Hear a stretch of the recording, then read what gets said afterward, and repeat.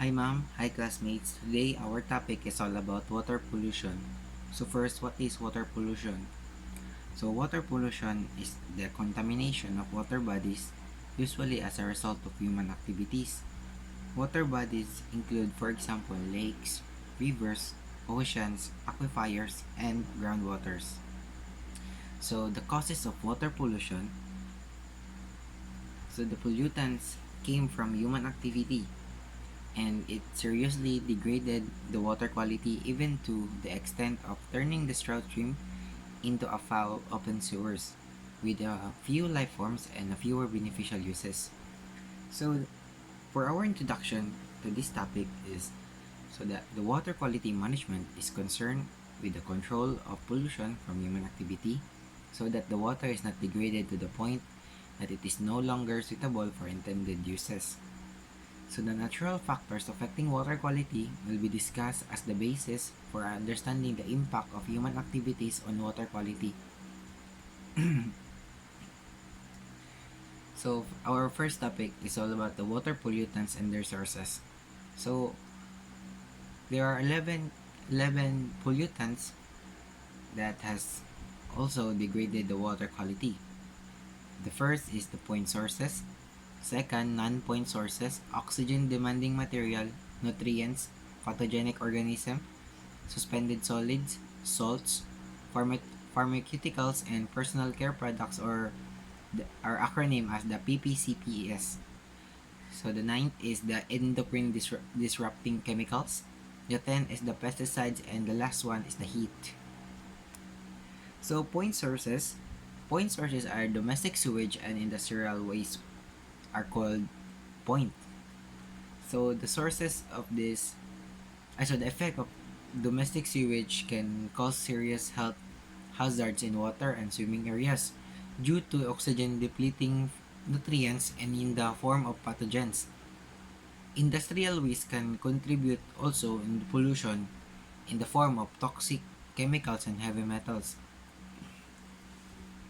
So we're going to the non-point sources. So non-point sources are the urban and agricultural runoff are characterized by discharge points, and that is why it is called the non-point sources. So due to heavy rainfall or spring snowmelt, it carries from yield sediments, toxic substances, and human-made pollutants. This wastewater will go into a nearby river, lakes, coastal waters, and groundwaters. So non-point sources will lead into a water pollution. So here are the major categories and the principal sources of pollutants. As what I said earlier, the oxygen demanding material, the nutrients, the pathogens, the suspended solids or the sediments, salts, toxic metals, toxic organic chemicals, endocrine disrupting chemicals, pharmaceuticals, personal care products, and heat. So I have a table on my PPT so that you can view the data that the point sources and the non-point sources has a has an impact or a wide range of pollutants discharged to surface waters, and it can be grouped into a broad classes as shown in my table in my PPT. So next, we're going to the oxygen demanding material. So the consumption of dissolved oxygen poses a threat to fish or forms of aquatic life that must have oxygen to live. So anything that can be oxidized in the receiving water with the consumption of dissolved molecular oxygen is termed the oxygen demanding material. So the effect of this oxygen demanding material is that the organism or the fish lives in the water has a demand on oxygen, and if the oxygen does if the water doesn't have an oxygen, the organism or the fish or the other aquatic life will be lead into a like a massacre, or like a all the fishes will be dead. So next is the nutrients. So the excessive nutrients often lead to large growth of algae, which in turn to become oxygen demanding material. When they die, and settle at the bottom. So when the so then the oxygen material die. So when the algae when the algae which in turn to become an oxygen demanding material, when they die, they will settle to the bottom. So the nitrogen and the phosphorus, two nutrients of primary concerns, are considered pollutants because they are too much of a good thing. So next is the pathogenic organism. Microorganisms found in wastewater include bacteria, viruses, and protozoa exerted by diseased persons of or animal. When discharged into surface waters, they make the water unfit for drinking. So it is not profitable. It is not so that is non-potable. So next is the commonly water pollutant, the suspended solids. Organic and inorganic particles that are carried by the wastewater into our receiving water are termed suspended solids or the sediments. Organic suspended solids may also exert an oxygen demand. Inorganic suspended solids are discharged by some industries but result mostly from soil erosion, which is particularly in the bad areas of logging, strip mining, and construction activity. So, the next is the salts. Salts are discharged by many industries, and the use of salt on roads during in other countries they use salts in their roads during winter. So, and it causes a high salt levels in the urban runoff, especially during the spring snowmelt. So especially in during the spring snowmelt, it will the water came from a urban will go to a surface water, and it will lead to a high salt level. So water is used for ext- so the water is used for extensively for irrigation. Is that the water picks up salt every time it passes through the soil on its way back to the river. So next is the pharmaceuticals and personal care products, or acronym as the PPCP is PPCP. So these are a class of compounds that are applied externally or ingested by humans, pets, and other domesticated animals. They are released to the environment through the disposal of expired, unwanted, or excess medications to the sewage system by individuals, pharmacists, or physicians. So another source of PPCP in the environment is through metabolic excretion. So the excretion of the chemically unaltered parent compound and metabolized by product in urine and feces. So we're going to pesticides. So pesticides are the pesticide have a major classes of pesticides and herbicides, insecticides, and the major classes of pesticides, herbicides, and insecticides and fungicides. Herbicides are used to kill weeds. The most commonly used herbicides are atrazine, metallochlor, and alachlor. So, chlorpyrifos, diazinon, and malathion are the typical insecticides used to kill insects that would otherwise destroy crops, gardens, or structures. Common fungicides are sulfur, chlorotoluenyl, and mancozeb. So those found in fish and sediments are the organochlorine insecticides such as that were heavily used decades ago. So in the last one, the heat. So we all know that heat also increases temperature and have a negative impacts. So higher temperature also increase the rate of oxygen depletion and areas where oxygen demanding waste are present.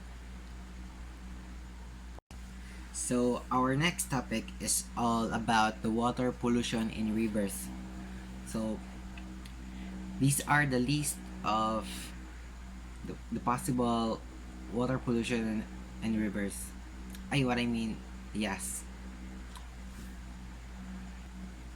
What I mean is that these are the effects of water pollution in rivers.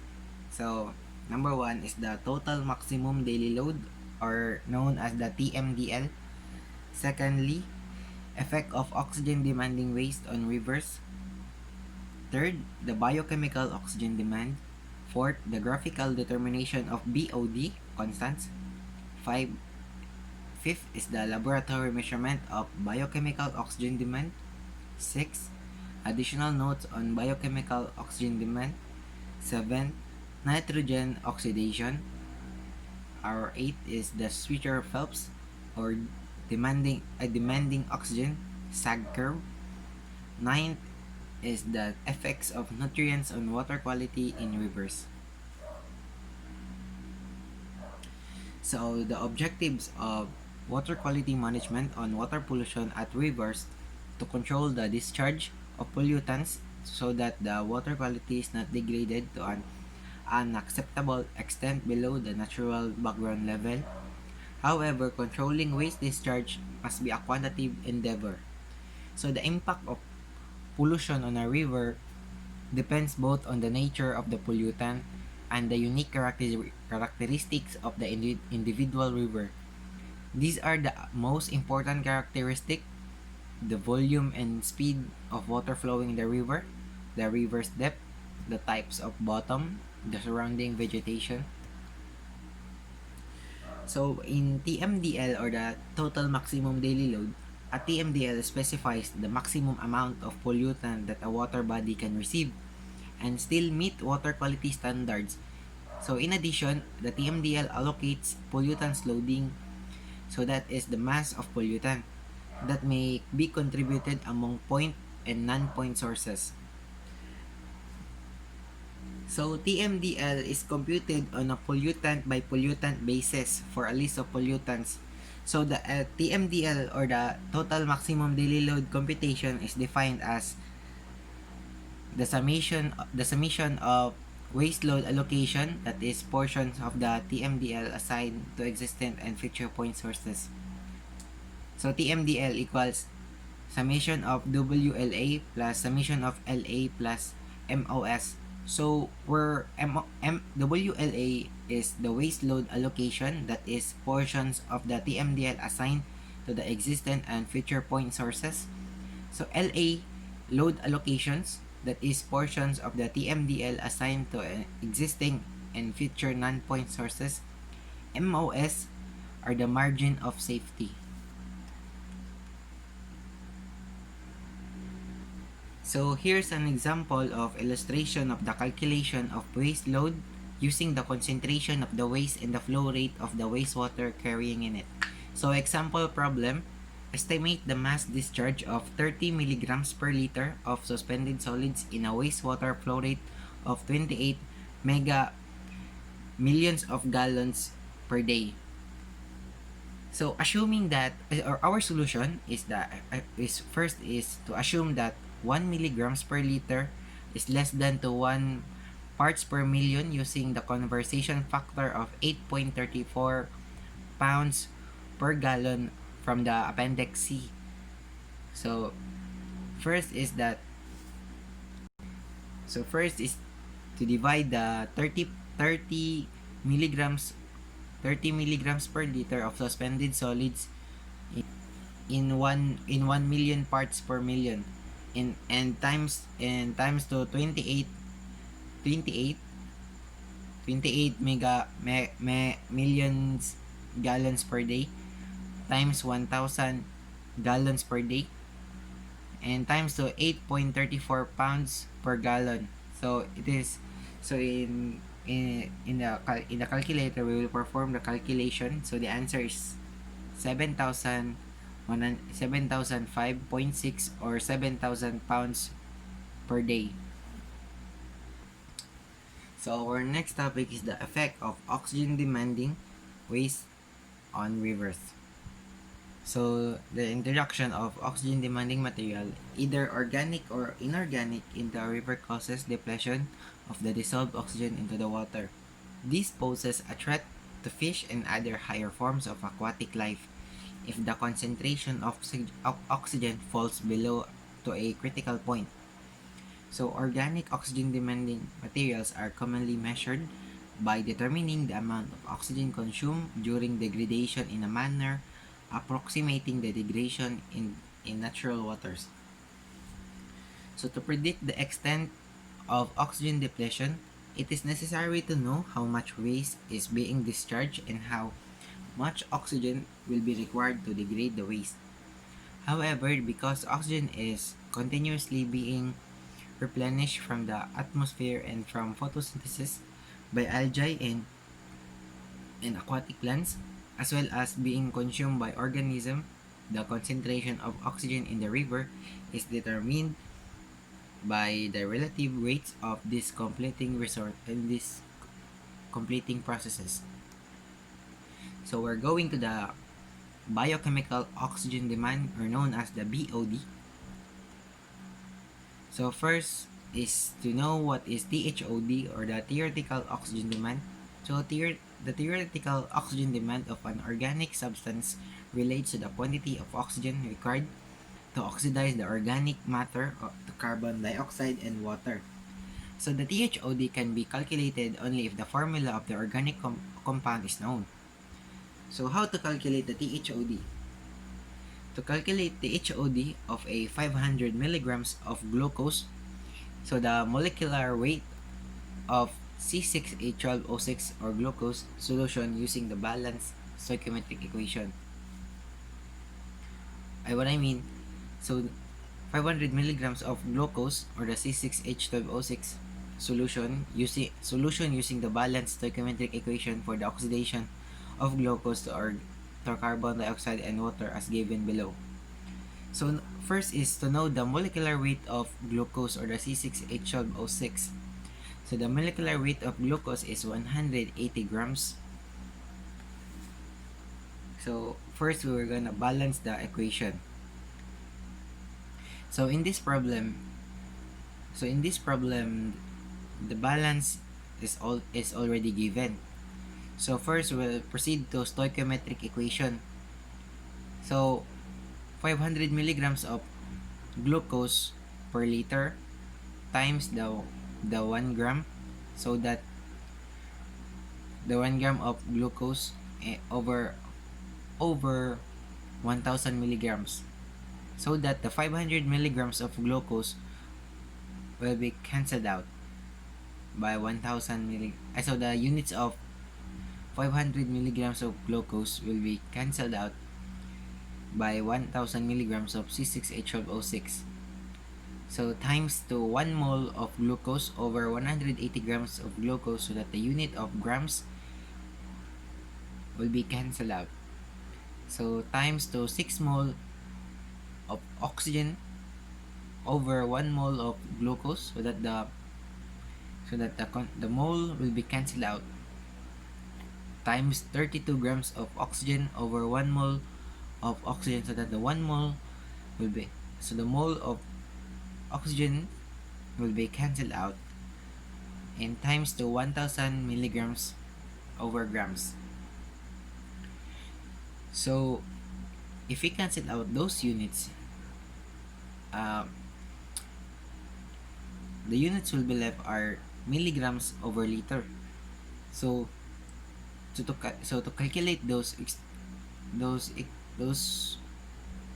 problem we will use a calculator and perform the calculation. So the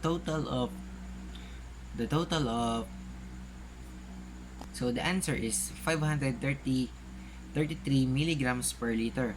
So our THOD is 533. So next is the chemical oxygen demand, or known as the COD. So the chemical oxygen demand test measures the oxygen equivalence to organic matter. Oxidize the carbon dioxide and water under acid condition. The procedure involves refluxing, vaporizing, and condensing a sample of water or wastewater containing organic matter with sulfuric acid and excess standardized potassium dichromate. So we're going to the biochemical oxygen demand, where LO means oxygen equivalent of organic compounds at time. So T is equal to 0. So K, or the uppercase K, used for the constant in base 10. Lowercase k, reaction base constant in base E, K equals 2.303. So the formula of BOD is BOD time equals LO, or the oxygen equivalent, times 1 minus 10. So there are a variety of methods may be used to determine the K and LO from an experimental set of BOD data. The simplest and the least accurate method is to plot BOD versus time. The rate equation is used to solve for K. One simple method around that is called Thomas graphical method. So the graphical determination of BOD constants will be using the Thomas graphical method. The usual graphical methods for first order reaction cannot be used because the semi-log plot requires knowledge of the initial concentration, which in this case is one of the constant we are trying to determine, that is the LO. One simple method around is called the Thomas graphical method.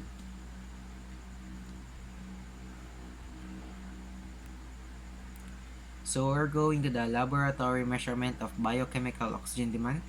In order to have as much consistency as possible, it is important to standardize testing procedures when measuring BOD. Step 1, a special 300 ml bottle is completely filled with a sample of water that has been appropriately diluted and inoculated with microorganisms. The bottle is then stoppered to exclude air bubbles. The most oxygen that can dissolve is about 9 milligrams per liter.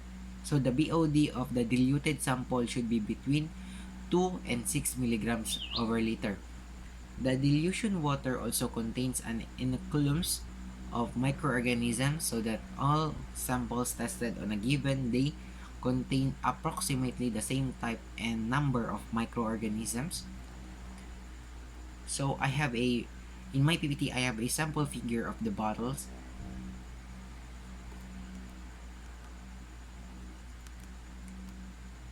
So step 2. So the ratio of undiluted to diluted sample is called the sample size, usually expressed as a percentage, while the inverse relationship is called the dilution factor. So mathematically, these are sample size percent equals volume of undiluted sample divided by volume of diluted sample times 100. So dilution factor, volume of diluted sample divided by the volume of undiluted sample is equals to 100 over the sample size percent. Though the appropriate sample size can be determined by dividing 4 milligrams per liter by the estimated BOD concentration in the sample being tested. A convenient volume of undiluted sample is then chosen to approximate to this sample size. So we're going to step 2. So blank samples containing only inoculated dilution water are also placed in BOD bottles and stoppered. Blanks are required to estimate the amount of oxygen consumed by the added inoculums of microorganisms called seed in the absence of the sample. Step 3, the stoppered BOD bottles containing diluted samples and blanks are incubated in the dark at 20 degrees Celsius for the desired number of days. For most purpose, a standard time of 5 days is used. To determine the ultimate BOD and the BOD rate constant, additional times are used. As mentioned earlier, the BOD test is conducted at a standard temperature of 20 degrees Celsius. so that the effect of temperature on the BOD rate constant is eliminated and result from different laboratories can be compared. Step 4. After the desired number of days has elapsed, the samples and blanks are removed from the incubator and the dissolved oxygen concentration in each bottle is measured. Is measured. The BOD of undiluted sample is then calculated using the equation of BOD time 5 days times DOB time times DOB 2 days and DOS time and times to 3 dilution factor, where DOB 5 days dissolved oxygen concentration in blank after time days of incubation milligrams per liter, and the DO 5 days also dissolved oxygen concentration in sample after days of incubation milligrams per liter. So additional notes on biochemical oxygen demand. Although the 5-day BOD has been chosen as the standard value for most wastewater analysis and for regulatory purposes, ultimate BOD is actually a better indicator of total waste length, strength. For any one type of waste having a defined BOD rate constant, the ratio between ultimate BOD and BOD 5 is constant too, so that BOD 5 indicates relative waste strength. So for different types of waste having the same BOD 5, the ultimate BOD is the same only if by chance the BOD rate constants are the same. So the 5-day BOD was chosen as the standard value for most purposes because the test was devised by environmental engineers in England, where rivers have travel times to the sea or of less than 5 days. So there was no need to consider oxygen demand at longer times, since there is no other time that is any more rational than 5 days. This value has become firmly entrenched.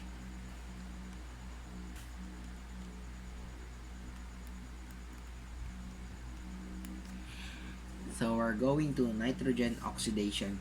Many organic compounds such as proteins also contain nitrogen that can be oxidized without consumption of molecular oxygen. Two processes must be considered separately because the mechanism and rates of nitrogen oxidation are distinctly different from those of carbon oxidation. Logically, oxygen consumption due to oxidation of carbon is called carbonaceous BOD or the CBOD, while that due to nitrogen oxidation is called nitrogen BOD or the NBOD. So the overall reaction for ammonia oxidation is NH positive sub 4 plus 20 sub 2 is balanced to NO balanced to the reactant or the product NO negative sub 3 plus H2O plus 2H positive. So from that reaction, the theoretical NBOD can be calculated as NBOD is equals to grams of oxygen used over grams of nitrogen oxidized. So it equals to 4 times 16 over 14. So the answer is 4.57 grams of oxygen 2 per grams of nitrogen. So the actual nitrogenous BOD is slightly less than the theoretical value due to the incorporation of some of the nitrogen into new bacterial cells, but the difference is only a few percent.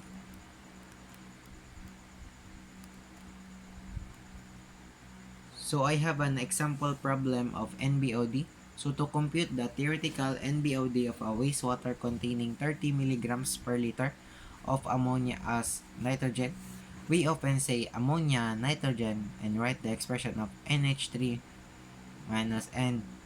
If the wastewater analysis was reported as 30 milligrams per liter of ammonia, what would the theoretical NBOD be? So solution: in this part of the problem, the amount of ammonia was reported as NH3 negative, and so therefore we can use the theoretical relationship equation. So the theoretical NBOD is equals to 30 milligrams of nitrogen over liter times 4.67 milligrams oxygen, so 2 per milligrams of nitrogen is equals to 137 milligrams of dioxygen per liter. So to answer the second question, we must convert milligrams of liter of ammonia to NH3 negative N by multiplying by the ratio of gram molecular weights of N to NH3. So 30 milligrams of NH3 3 per liter is times to 40 milligrams of nitrogen over 17 milligrams of nitrogen NH3. So the answer is 24.7 milligrams of nitrogen per liter. So now we may use the theoretical relationship equation. So theoretical NBOD is equal to 24.7 milligrams of nitrogen per liter times 4.57 milligrams of oxygen milligrams of nitrogen is equals to 133 milligrams O2 per liter. So nitrogenous BOD or the NBOD, the rate at which the NBOD is exerted depends heavily on the number of nitrifying organisms present. In untreated sewage, there are few of these organisms, while in a well-treated effluent, the concentration is high. When samples of untreated and treated sewage are subjected to the BOD test, oxygen consumption follows the pattern shown in the next slide. So I have a table of BOD milligrams per liter over the time, or the D. So BOD curve showing both carbonaceous and nitrogenous BOD.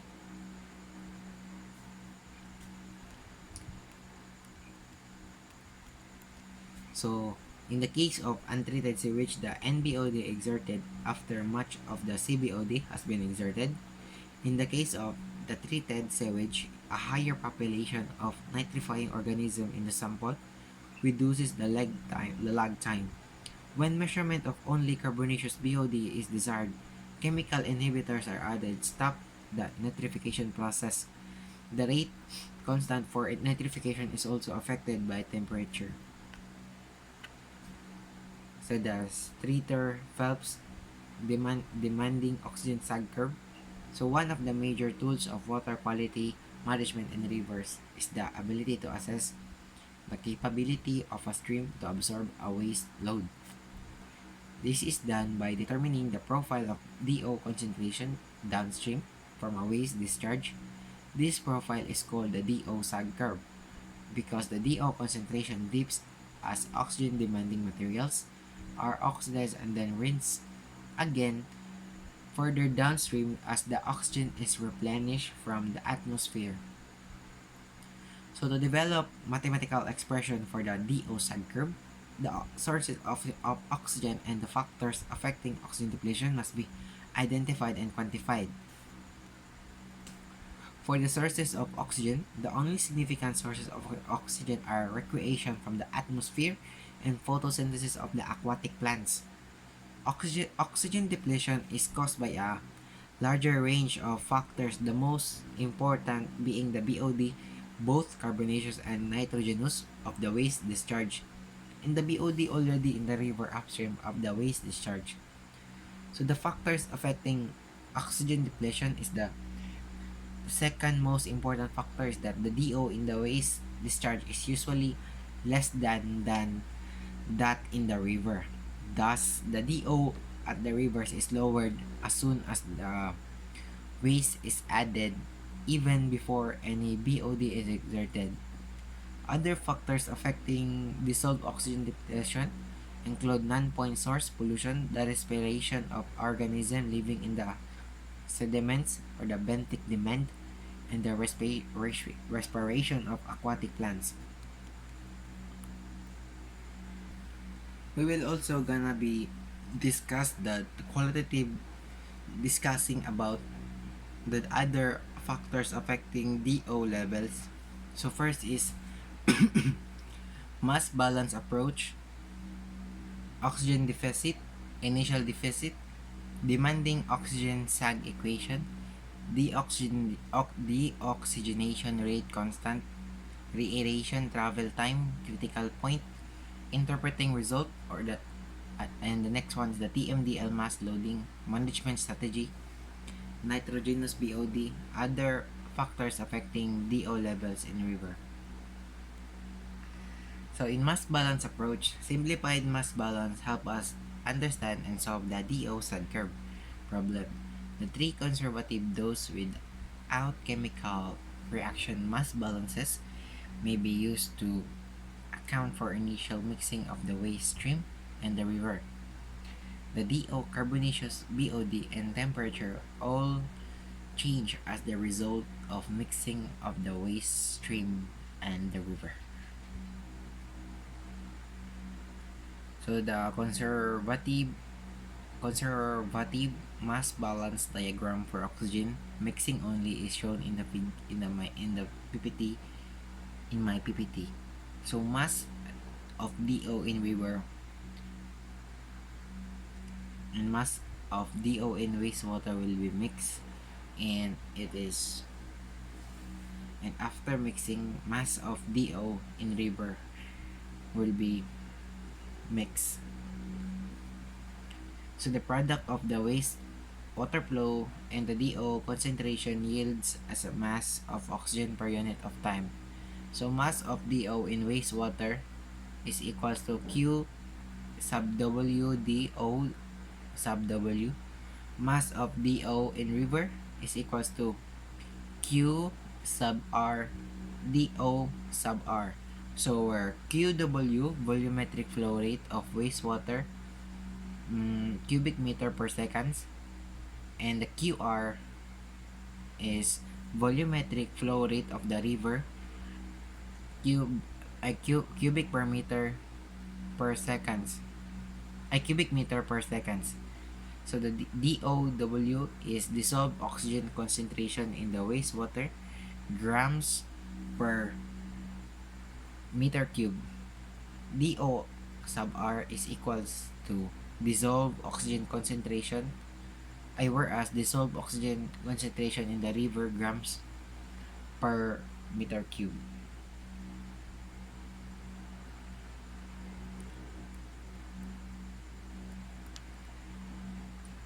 Oxygen deficit. The DO sag equation has been developed using oxygen deficit rather than dissolved oxygen concentration to make it easier to solve the integral equation that result from the mathematical description of the mass balance. The saturation value of dissolved oxygen is heavily dependent on water temperature. It decreases as the temperature increases. So values for DOs for freshwater are given in Appendix A. So the oxygen deficit is the amount by which the actual dissolved oxygen concentration is less than the saturation value with respect to oxygen in the air. So D is equal to DO S minus DO, where D is oxygen deficit, milligrams per liter, and the DO sub S is equal to saturation concentration of dissolved oxygen at the temperature of the river after mixing, milligrams per liter, and DO is the actual concentration of dissolved oxygen, milligrams per liter. Initial deficit. The beginning of DO sag curve is at point where a waste discharge mixes with the river. The initial deficit is calculated as the difference between the saturation DO and the concentration of DO after mixing.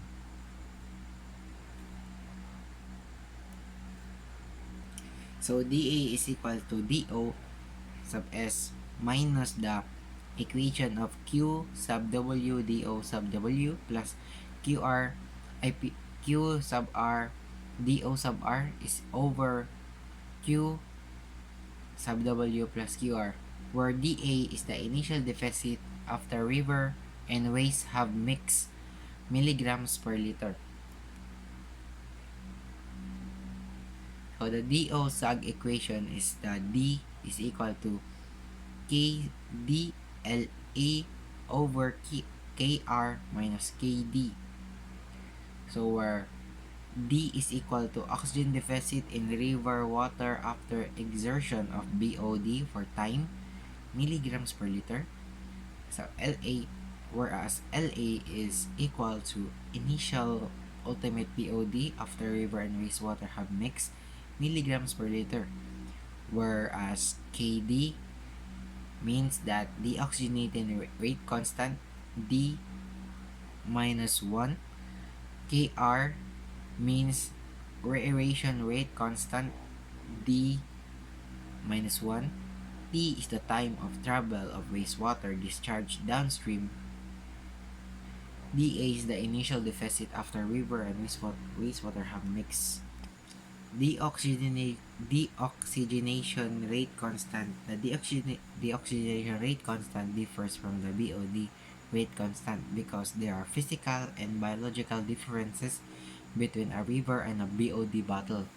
In general, BOD is exerted more rapidly in a river because of turbulent mixing, larger numbers of seed organisms, and BOD removal by organisms on the downstream bed as well as by those suspended in the water.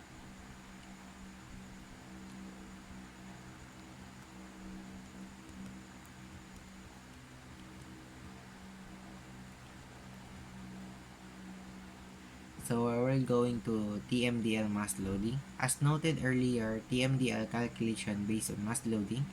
To use the DO-SAG equation as represented here, the mass loading kg over this over the days of ultimate BOD must be converted to a concentration. Following our general approach for calculating concentration from mass flow, we divide the mass flow, kilograms per day, by the flow of the water carrying waste. So the management strategy, the beginning point of water quality for water quality management in rivers using the DO-SAG curve to determine the minimum DO concentration that will protect the aquatic life in the stream. This value called the DO standard is generally the set to protect the most sensitive species that exist or could exist in the particular river.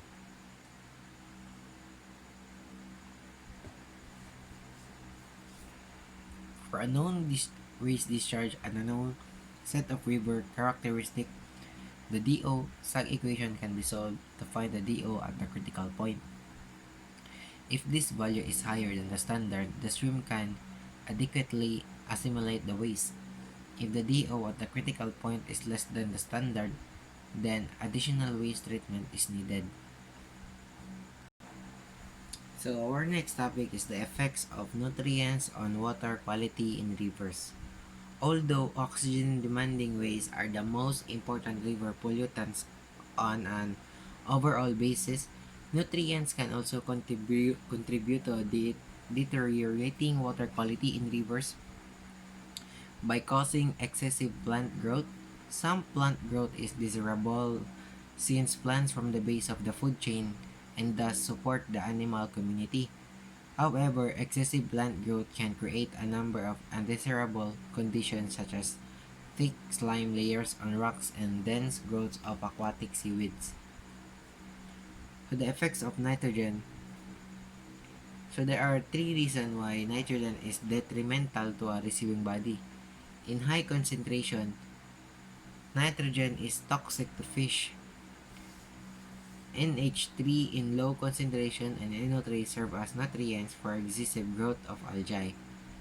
The conversion of NH plus 4 to NO2 consumes larger quantities of dissolved oxygen.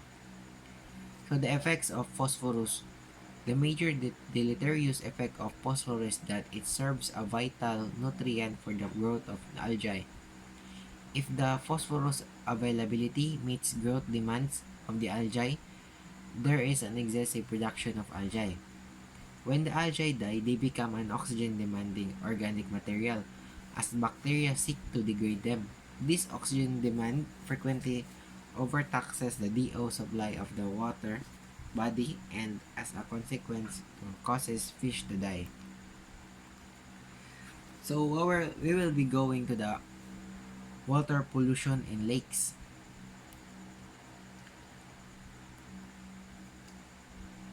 So these are the so we have effects of we have eight effects we have the eight causes or the effects. So we have eight effects of water pollution in lakes. So first is the stratification and turnover. Two, biological zones. Three, lake productivity. Three, eutrophication. Five is the algal growth requirements. Six, the limiting nutrient. Seven, control of phosphorus in lake. Eight is the acidification of lakes. Introduction of the water pollution in lakes is oxygen demanding can also be important. Waste can also be important lake pollutants, especially when the waste is discharged to a contained area such as a bay. Pathogens or are of particular concern near bathing beaches.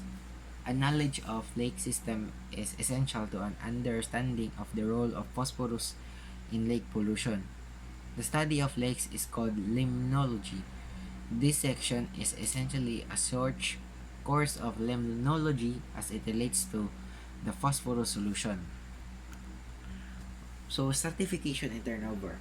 Nearly all lakes in the temperature climatic zone become stratified during the summer and overturn or the turnover in the fall due to changes in the water temperatures that result from the annual cycle of air temperature changes.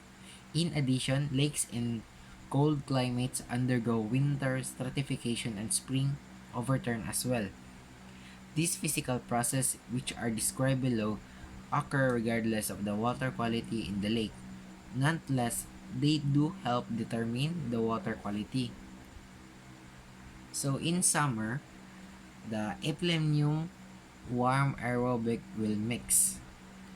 When the so as you can see in my PPT, there a thermocline. Thermocline is a two piece of line in the lake. So we will discuss later what is thermocline. Sorry. So in winter, thermocline will be poorly defined. So I have a stratification of lake during summer and winter in my PPT. So during the summer, the surface water of lakes is heated both indirectly by contact with warm air and directly by sunlight. Warm water, being less dense than cool water, remains near the surface until mixed downward by turbulence from wind, waves, boats, and other forces because this turbulence extends only a limited distance below the water surface. The result is an upper layer of well-mixed warm water, the epilemium floating on the lower water, the hypolemium which is poorly mixed and cool as shown in my PPT. So in the fall, as temperature drops, the epilemium cools until it is more dense than hypolemium. The surface water then sinks, causing overturning. The water of the hypolemium rises to the surface, where it cools again, sinks. The lake thus becomes completely mixed. So in winter, if the lake is in a cold climate, this process stops when the temperature reaches 4 degrees Celsius. So since this is the temperature at which water is most dense, further cooling of freezing of the surface water result winter stratification as shown in my second figure in my PPT. So in after winter it will be spring. So in spring, as the water warms, In the spring, it again overturns and becomes completely mixed. Thus, temperature climate lakes have at least one, if not two, cycles of acidification and turnover every year. So I have an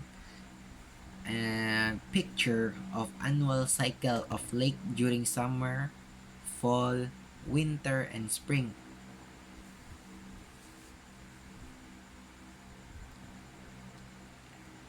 In so our next topic is the biological zone. Biological zones. Lakes contain several distinct zones of biological activity, largely determined by the availability of light and oxygen. The most important biological zones are the euphotic, littoral, and the benthic zone. So in euphotic zone, the upper layer of water through which sunlight can penetrate is called the euphotic zone. The depth of the euphotic zone is determined by the amount of turbidity blocking sunlight penetration. In the euphotic zone, plants produce more oxygen by photosynthesis than they remove by respiration. Below the euphotic zone lies the prefrontal zone. The transition between the two zones is called the light compensation. In littoral zone, the shallow water near the shore in which rooted water plants can grow is called the littoral zone. The extent of the littoral zone depends on the slope of the lake bottom and the depth of the euphotic zone. The littoral zone cannot extend deeper than the euphotic zone.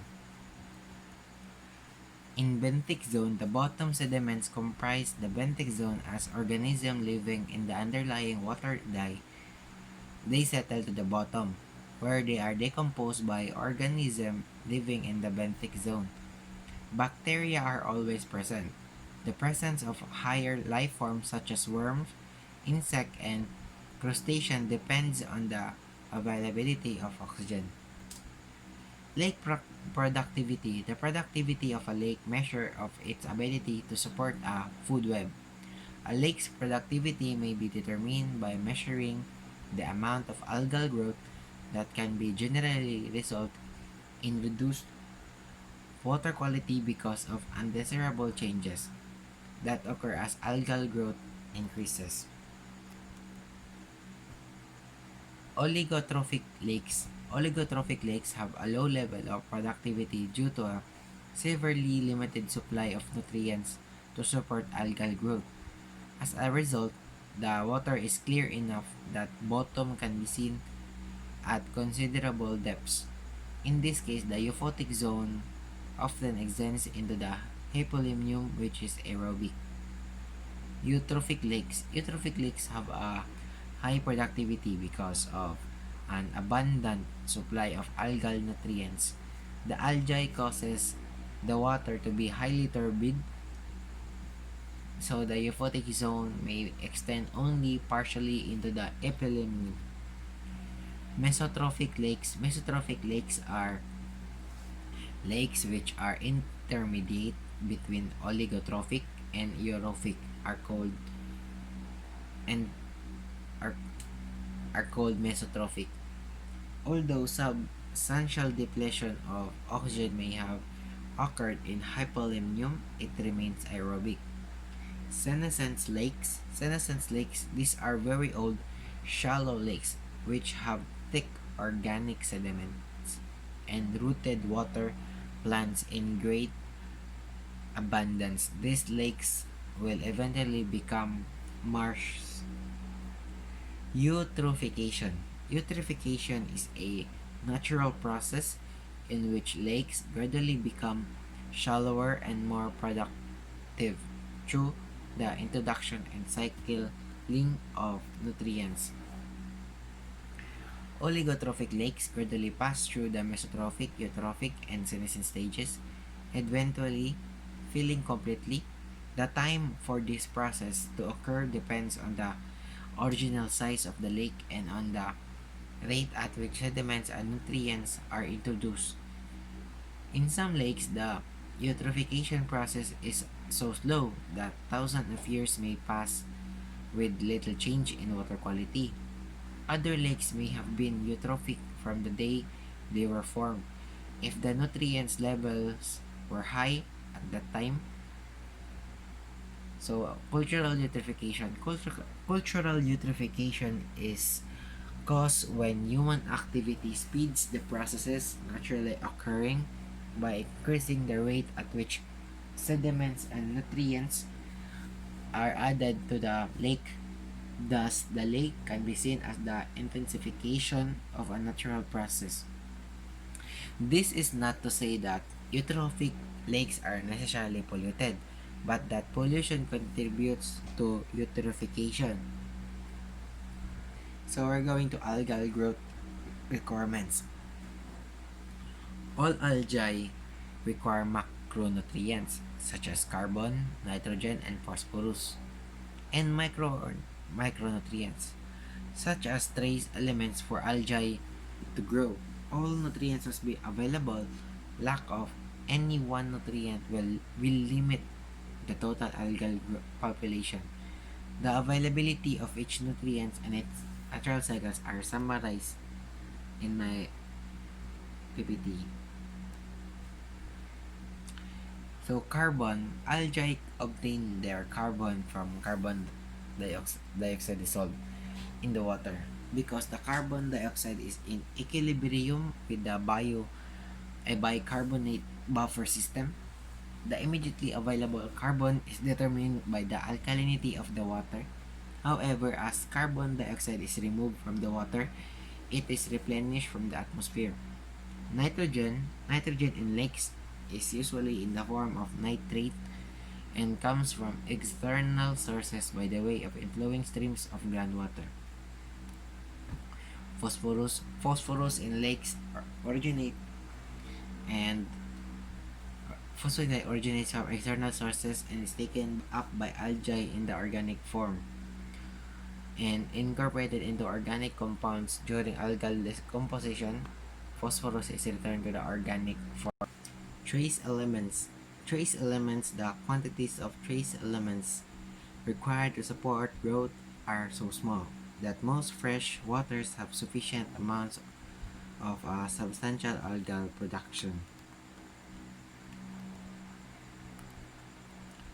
So the control of phosphorus in lakes, because phosphorus is usually the limiting nutrient, control of cultural eutrophication must be accomplished by reducing the input to the lake. Once the input is reduced, the phosphorus concentration will gradually fall as phosphorus is buried in the sediments or flushed from the lake.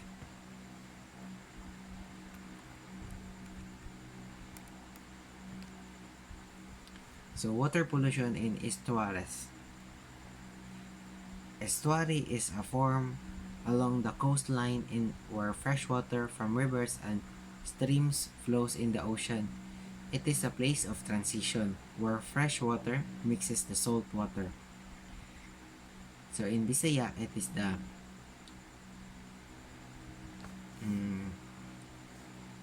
I don't know, sorry. So the mix of salt water and fresh water combined with the diurnal cycle of tidal wetting and drying and changes in salinity make the estuary ecosystem extremely complex. Numerous different habitat supports an abundance of a wide variety of different animals. Each of these is sensitive to minor changes in the quality of water. Like other waters, estuaries are subject to a plethora of pollutants. Groundwater pollution. Groundwater, by its very location, has a large measure of protection from contaminants that are found in surface waters. However, once groundwater becomes contaminated, its location and low rate of replacement with fresh water makes it difficult to return it to a pristine state. Two major sources of contaminants are concerned: uncontrolled releases of biological and chemical contaminants and saltwater intrusion from overpumping of wells. Uncontrolled releases. Uncontrolled releases came from a variety of sources. Example, the discharge from improperly operated or located septic systems, leaking underground storage tank, improper disposal of hazardous or other chemical waste, spills from pipelines or transportation accident, recharge of groundwater with contaminated surface water, the land leaking landfills. The last one is the leaking retention ponds or lagoons. So the properties of contaminants and aquifer material govern their migration of contaminants.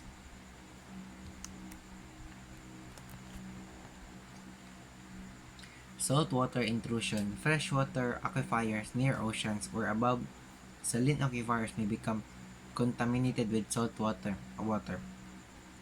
It is pumped from wells that draw water that is too close to the freshwater so that saltwater will interfere. Because seawater is heavier than freshwater, it will form a saltwater wedge in aquifers that will drain into the ocean. Using the notation in and the unit and assuming that freshwater moves horizontally to the ocean and that the interface is abrupt and that it occurs at the shoreline. So we can express freshwater pressure at any point to the interface as PF is equal to H plus Z times PF. Whereas PF is a freshwater pressure and H is the means height of water table above sea level, and Z means the distance of interface below sea level. In the PF means the density of freshwater kilograms per meter cube.